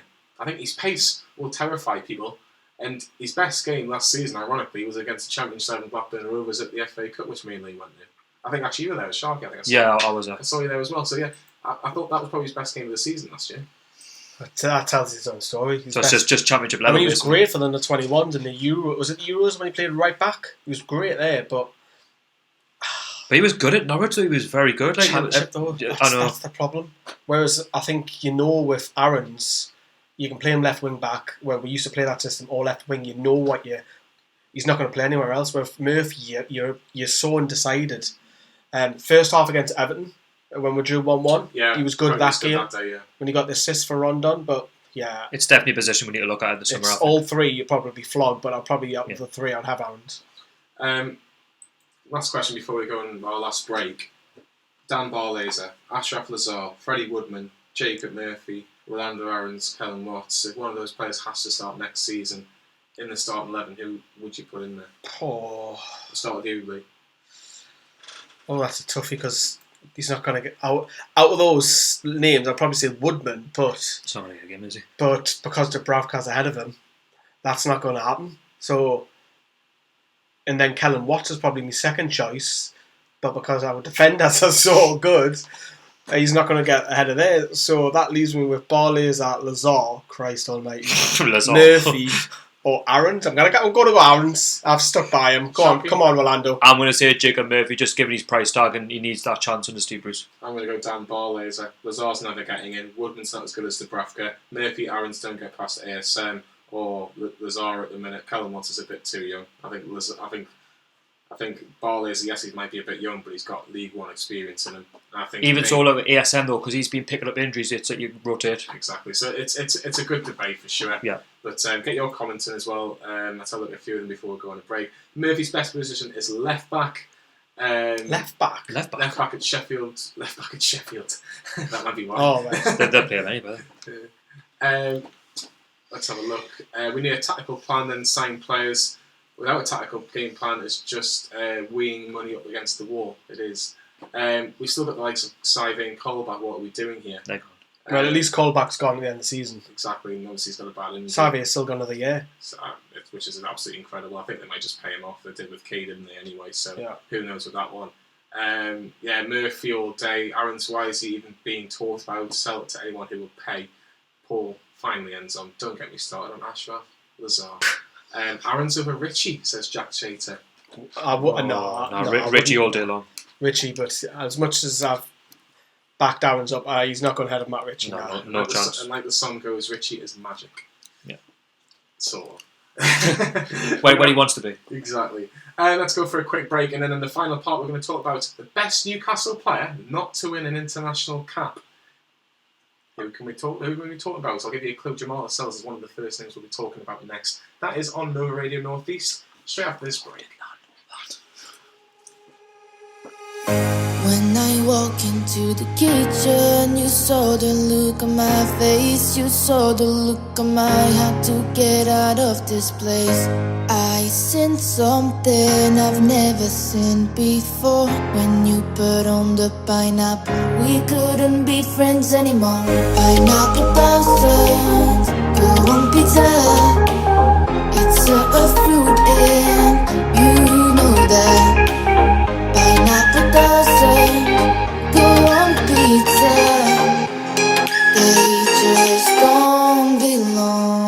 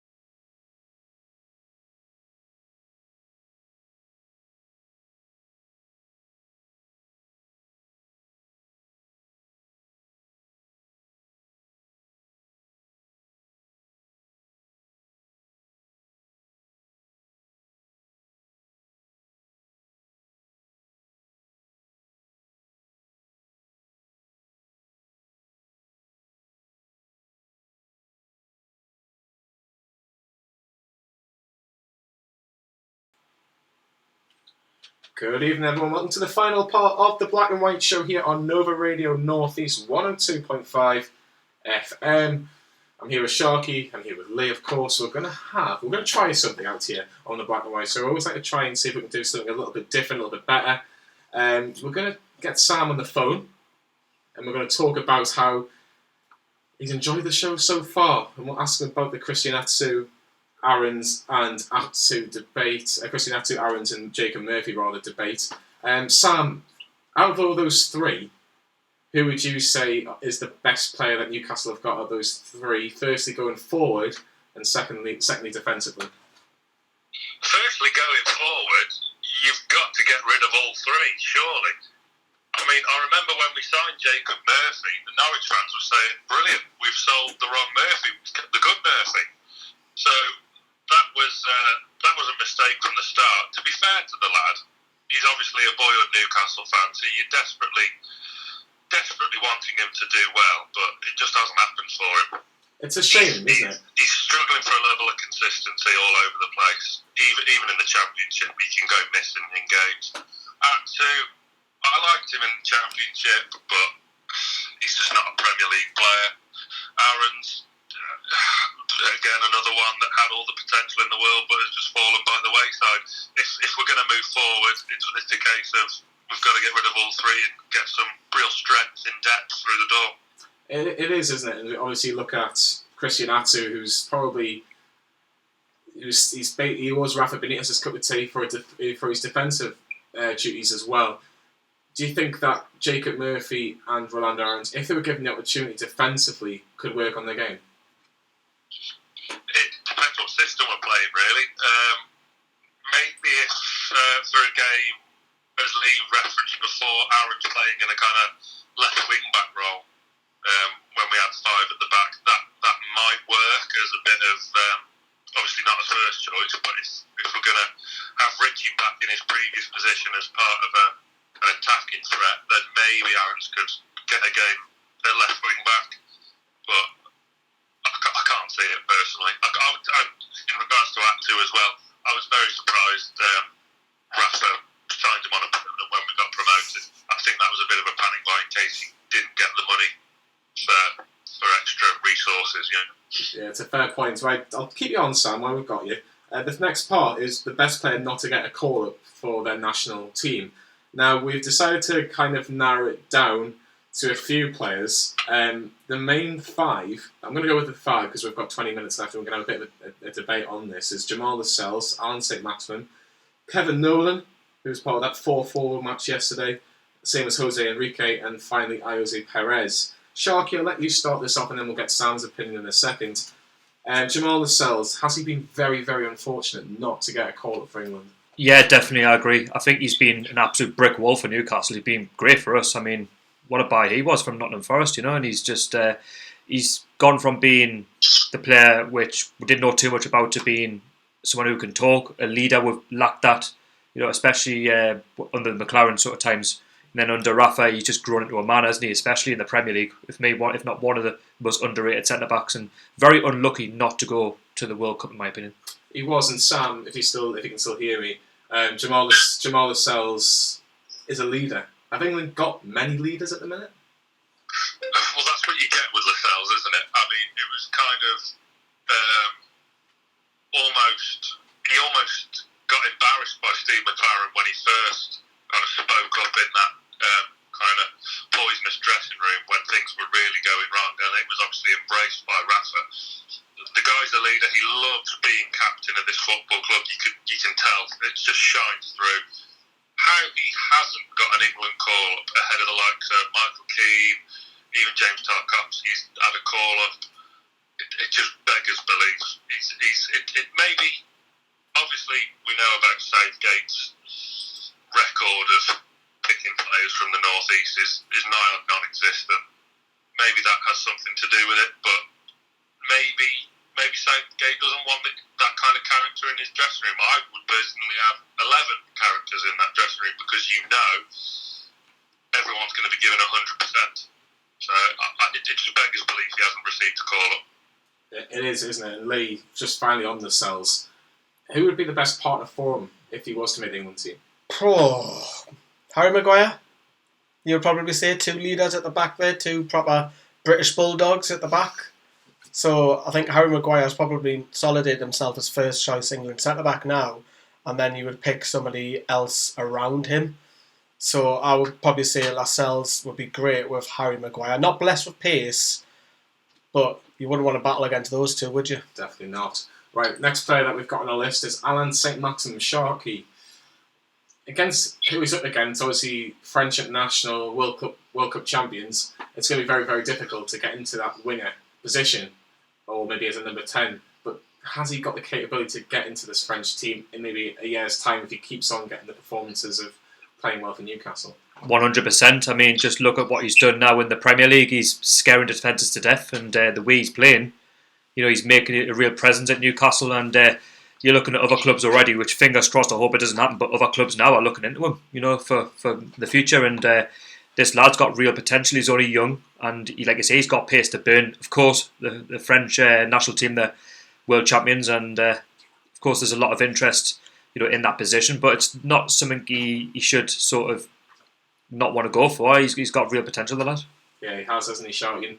Sam, last point before we'll let you go and enjoy your family time, and obviously we'll wish you all the best, of course, with everything that's going on in the world. ASM, he's had a better second half of the season. Obviously, after scoring against Sheffield United and most recently Southampton in particular, the guy has got a lot of admirers from a distance. Do you think maybe you have French admirers in the future? Oh, it's a matter of time before he gets in that French setup. It is a matter of time. He's the right age. Bundles of potential. Similar, he draws comparisons to the likes of Adama Traore last season. All he had to do was find some end product to his game. He seemed like he was getting there, obviously, with the winner of Southampton and the assist to the late winner against Chelsea. It's a matter of time for him. It really is. And I fully expect if he carries on his upward trajectory, he'll be playing for one of the elite clubs by the end of his career. Well, he's playing for an elite club now, Sam, so... You know what I mean? No, for sure. But thank you very much, Sam, for coming on. We'll try and get you on another show for sure, unless you're not I should have in the been there North East. tonight anyway. Who are blaming? Man City ticket booked and everything. I was bound to be there with you this week and next week, but this is the next best thing. So when are you next on the debate? Oh, here we go. Is this an Alan Smith reference?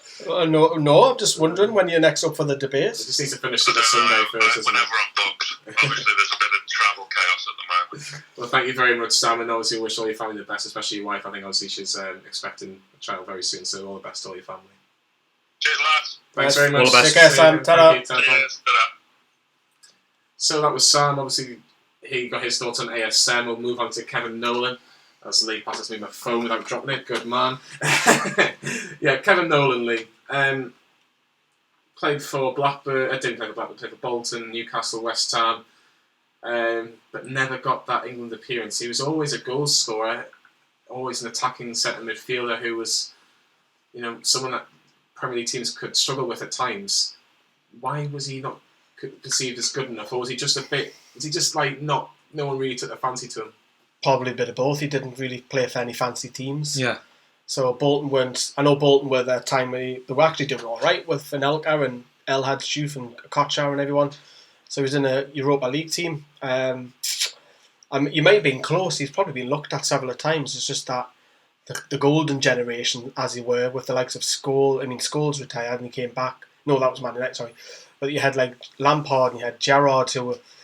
Lampard and Gerrard are probably the two that will get compared against him because they were goal scoring getters, and Nolan was. I know Nolan had a great relationship with Andy Carroll, knockdowns and flick-ons, and obviously scoring that hat-trick against the Mackhams, which we'll never forget. And he's a nice bloke. We've interviewed him, of course, which is on the channel. So it is a bit of a mystery how he never got one because Lee Bowyer did, and Joey Barton did. And some might argue that Kevin Nolan was a better player. In fact, yeah, he was a better for Newcastle. He was, rather than the other two. I think it's really, really. I think it is an interesting discussion with Kevin Nolan, Sharky, because when Andy Carroll left Newcastle, in that Premier League season, which turned out to be Kevin Owens' last full season for Newcastle.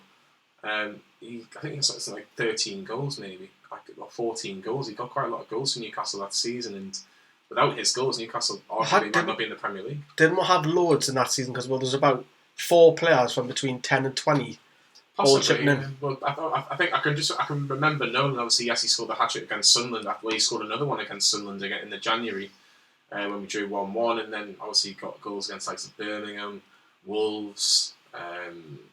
There's some good teams in there, Liverpool as well. So, yeah, I think for me, Sharky, very underrated and one of the best players I've seen at Newcastle. Yeah, definitely led by example for me, and he had the right attitude, which is something we lacked. And you could say, was it not sort of it put off to many England managers the fact he dropped down into the Championship with Newcastle? Yes, we are a good, big, sort of recognisable club, but the fact he dropped from the Premier League into the Championship with Newcastle, scoring goals against your Wiggins, etc., whatever, who was in that league at that time, Peterborough. And then obviously came back into the Premier League with Newcastle, mid-table side, left Newcastle to go to another mid-table side in West Ham at the time. They had their problems. They went down. Did he go with them when they got relegated? No, he left Newcastle because we weren't going to offer him a 5-year deal. Yeah, that was it. And West Ham did. There was loads of problems. I mean, yeah, you can say natural goal scorer for Newcastle, fantastic. You could always look up to him, for goals. And like I say, if it wasn't for him, we probably wouldn't be where we are today. You can remember the likes of Kevin Nolan as a man. It's when he stayed in the Championship with us, and remember he looked after Andy Carroll when he was a bit of a wild child, didn't he? Well, that's what I'm saying. It might have put off a lot of England managers at that point because you think, actually, he was good back then for Bolton, etc., and a little bit for Newcastle. But if you drop into the Championship, you might think actually, he's that's it. He's blown it in a sense. But I would have definitely given him a chance. But then I'm speaking as a Newcastle fan. Other fans will have other debates. But he's definitely one that got away, I would say, for England. I think for Kevin Nolan, I think Newcastle was probably the biggest club he played for. But Newcastle weren't what they were a few years before he came. And West Ham are going to not be upset with that comment. Newcastle are a bigger club than West Ham. I'm just throwing it out there. I just think it's a case of drop. So you get a bit of stick. It doesn't bother me. I think I know there's not much difference, but we don't have a lot of trophies, but we've got more trophies than West Ham. Better European pedigree. Yeah. I would comfortably say that I think West Ham's best finish in the Prem is like it's fifth, yeah. Because what like Capello at the time for England, wasn't it? What Capello?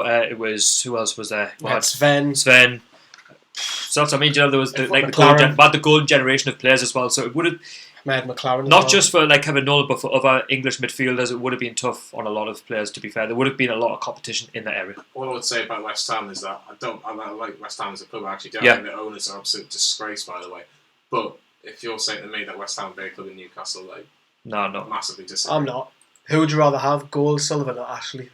To be honest with you, I'm going to say right now, you're going to say you prefer Ashley? Because if you look at this, where you got Karen Brady, and you look at what they've done. Look where they are now. They're in this, complex of a Olympic stadium where they don't even like it, and then Karen Brady, they all say this and they all say that, and it's not what the fans believe. And if you watch West Ham fan TV, etc., all these people, they say that they don't like the owners, but I probably think we're in a better position than what they are in. So possibly, would you move to St James out of St James's? Definitely not. Exactly. So there you go. It could be worse.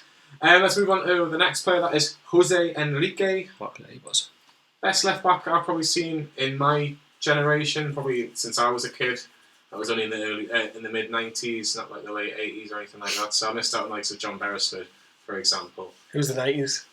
I was only about 2 or 3. When I didn't really get to see him play. So. Ex-Liverpool goalkeeper as well. Yes, of course, but obviously he's been through a lot of health issues as well. It's glad to see him on the mend as well. Yeah. So obviously all the best to Jose. But Sharky, I thought when you got against him 1v1, very rarely got beat. Yeah, he was, like I say, a very consistent player. Someone who I did actually miss when he left Newcastle because he had a great presence about him. He had a right attitude, and he was very committed as well. He'd often try and get the ball up the field as well, trying to make something happen. And you listen, when a club like Liverpool comes calling, he's not going to turn that down. He had a goal at the club, didn't he? Yeah, because they showed the lack of ambition. Well, it goes back to the Meg Ashley problem, isn't it? You're talking about a decade ago, yeah. But do you blame him for moving though? I mean, no, you wouldn't turn down Liverpool if you're trying to fight for. You got on that Liverpool side. I always remember, I don't know why, about Enrique. Remember that Luis Suarez scored that goal against us? Yeah, it was his ball that he pinged it. It was a hell of a ping, and then obviously Suarez controls it with his sort of shoulder, sort of chest, and goes around Tim Krul. He was a great buy. He played in the championship. He played in the championship, and I thought he was decent as well. I think that's where he probably learned his trade. You have to. I think if he first come to the Premier League, I think he may have struggled initially for 12 months, but yeah, he was a great find. That was a good buy for the club. That I think what obviously getting back to topic though, Lee, he had a very, very difficult chance to get into the Spain team that had just won back-to-back Euros and a World Cup. So he was always going to find it difficult to get into the Spanish team. But it's amazed me though, because Spain have always had a problem at left back. I mean, they had Capdevila, didn't they? And he wasn't bad. He's not great, So it's always puzzled me how he's never got that Spanish full international call-up. But that link up with Jonas Gutierrez as well. You don't normally see nowadays, because the way the Premier League, the formation's changed. You don't normally have a relationship with someone in front of you or behind you, but those two had a great link up because Gutierrez could cover him because he used to do a lot of the legwork as well. So, yeah, he was a great find, he was. Consistent. Is he the best left-back that you've seen in the last 10, 15 years at Newcastle? You got likes of Davide Santon, Ryan Taylor, who did a bit, but obviously wasn't a natural left-back. Olivier Bernard was decent. Do you know what I thought Ryan Taylor was brilliant. I thought he was a good player as well. Not natural left back though. No, but yeah. But if you say left back, then yeah, Enrique was just fantastic. But like I say, it would have been tough for him at that point, as you were saying, because Spain, for me, were in their golden generation of winning things and poor left backs. Yeah, it's only really since Jordi Alba's came about. Yeah, but fantastic find. Because is he the best left? Possibly, he's up there for Olivier Bernard for me. Yeah, one of the two. Yeah, for sure. I think obviously Olivier Bernard was in a team where Newcastle finishing in the top 4 and even finished 3rd one year. So and you can't even compare it now. Honestly, I think somebody said that when Newcastle finished 5th and it was the home game before we finished 5th, Newcastle fans were booing that team, and you think now, wow. That was a great team, to be fair, though. I mean, give a bit of credit there to Pardew and that for putting it together and getting the games won. Yeah, but obviously there's been some good defenders, of course, over the years, and Enrique. I think that partnership with Gutierrez, like Lee said, has been one of the best that we've had down that left-hand side. But his pace, his strength, and he had a good cross on him as well, which you don't have many full-backs nowadays that have got a good cross on them as well. And that's what we miss. Especially from a right-back position, but obviously I know he's not a right-back, but how many times I've been saying this for the last maybe 2 years I've known you, Lee, about crosses as a right-back. Yes. Oh my goodness me. End product. But one of those things anyway.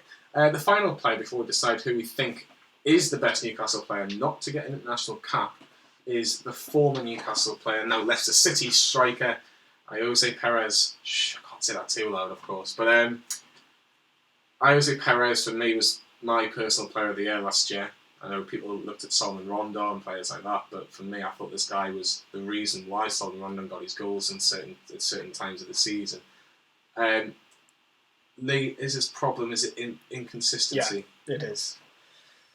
For us, he seemed like he only played half the season and got his act together.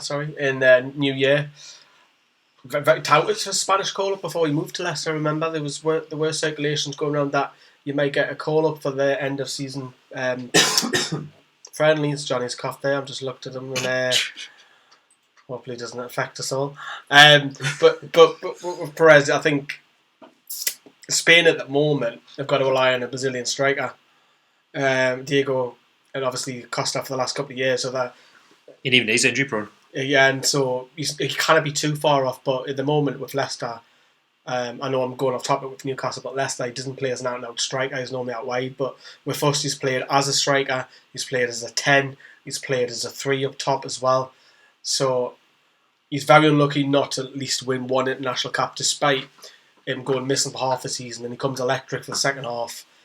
He's got to be up there with. He's a contender, definitely, but he's gone from like a 1.5 million buy, and obviously I was laughed at even by some our members of our own channel for saying that he will go for 30 million, and he did. Look, it was proved right. But anyways, he's got to be a contender, and surely straight away. I mean, what he gave to Newcastle in his time, especially under Rafa made him into a better player, I would say. Even though he only turned up at half the season, the second half of the season, in my opinion, to get the move, and he's now got the move, but there is a chance now, as you say, with only Diego Costa being the only out-and-out striker, he's got a chance. It's going to come eventually. It's only if and when. And if he can be a bit more consistent with Leicester, who are, in the top 4, he's got a very good chance. He has, but I think, again, when you look at the competition of players around him, is he better than what they've got? Spain? Is he worse? Exactly. It's hard. It's really hard to say. A lot of when you think of Spain, you think of Iniesta, Xavi, Yeah. and that generation is now going because there's a lot of them youngsters coming through La Liga. So he might be that next guy who might have a spell for 4 or 5 years. I think He's got a chance. I think even though he's playing out wide, I think he's got to try and add a few more goals. I think he's got, is it 7? I'm sure he's got He got a hat trick against Southampton, didn't he? Yeah, really love Southampton. I'm sure he's got about 7, but if that was to be double 15 pushing 20 every year, you might have a look in. He needs to have a full season where he's consistent, not just half the season. That's probably why he's been overlooked a lot of the time. But he's got to be a contender. Yeah. But again, he's a player with bags of ability. Potential. Bags of ability and potential. But if he was to say let's say Leicester get into the Champions League next season, that's when maybe they'll look at him and go, right, are you as good as what we think we are, or are you not as good as what we think you are? And then you can go, right, we'll look at it like that. But it's a tough one. But they're the 5 that we've gone with. Lee, from 3rd to 1st, who is your 3? And 3rd best player in the last 20 years, not again in the national cap, is Jose Perez. 2nd? Jose Enrique. And 1st? Kevin Nolan. Interesting. Sharky, 3rd place for you. Lee's just stole all 3. Oh, That was literally what I was going to go with. why is Kevin Nolan 1st for you? Because I think he was overlooked because of where he was and where we were, maybe going What he'd to the done for championship. him. Yeah, for what he's done. And, he gained a lot of respect from the Geordies, the way he come into the club and he's just sort of rubber stamped that centre mid position, he's banging the goals in left, right and centre. His commitment to the club as well was huge as well. If you get relegated, yeah, exactly, and he helped Andy Carroll. And I'm not, like I keep saying, I'm not saying it because he's played for Newcastle. You look at what he did for Bolton as well in their little generation that they had, with the players they had. It was. I felt really harsh for the lad. I felt it was a tough time, but at the same time there was a lot of big good players, for England back then that would have been in over him in that centre mid position as well. Was I think the reason why I haven't chosen any current players is longevity. Yeah, I think Alan Saint-Maximin will over at some point. France are very, very, dedicated, picky. Yeah, that's the right word. But what I'm trying to say, they've got a lot of attack and flair. They've got plenty to choose from. You can look at the players who are currently on that squad. So I think you'll find it difficult, but I think you will get it. Lascelles is a question mark. Will he ever get that England call up? If he played for a better side, possibly. But that's why putting 2 and 2 together, I've gone for longevity. I think the other players deserve that recognition more. Like Perez, for example, he's having a good season at Leicester. Can he do it again next season? Do you know what I mean? If they get Champions League, can they have the same season? And that's probably why they're getting overlooked. Sure. My 3 in 3rd place is Jose Perez. Yeah. I think he's just at the minute. I think he needs to see what he's like in the European stage, and then Spain can make their minds up on him. Yeah. 2nd place, I've gone for Kevin Nolan. I think very, very unlucky not to get a cap. I think when Kevin Davis was a player that's very similar team as well that didn't get a chance. Only got one appearance. You would have thought Kevin Nolan could have got at least 1 appearance. But I've kind of gone a little bit different. I've gone Jamal Lascelles. I think when you look at the defensive options that England have had in the last, say, 12 to 18 months, that Jamal Lascelles not to be even given an opportunity in a friendly or a qualifier against a team that you expect, then I'll probably agree with you if it was maybe 3 years' time, 4 years' time. That's why over longevity I've gone with the ex-players rather than current. Yeah, it's a fascinating debate, but 2 for Kevin Nolan and 1 for Jamal Lascelles. My thanks to Sharky. No problem, thank you very much. My thanks to Lee. Cheers, mate. It's been a very tough week for everybody concerned, and everybody here at Nova Radio North East 102.5. I'd like to send our best once again from the top of the show with everybody that's been affected by coronavirus, anyone that's had to self-isolate. Paul, one of our members, and his daughter Gabrielle hasn't been very well, and we'd like to send all our best to him and his family, and of course to Gabrielle as well. But again, the final message is keep talking, keep getting through it, because we will beat this horrible disease. And we'll get to a stage where we'll watch Newcastle and we'll complain about how bad Christian Atsu is, or how bad DeAndre Yedlin can't cross a ball. My thanks to everybody, and hopefully we'll see you this time next week. When I walk into the kitchen, you saw the look on my face, you saw the look on my had to get out of this place. I seen something I've never seen before. When you put on the pineapple, we couldn't be friends anymore. Pineapple thousand, go on pizza. It's a fruit and you know that. Pineapple doesn't go on pizza. They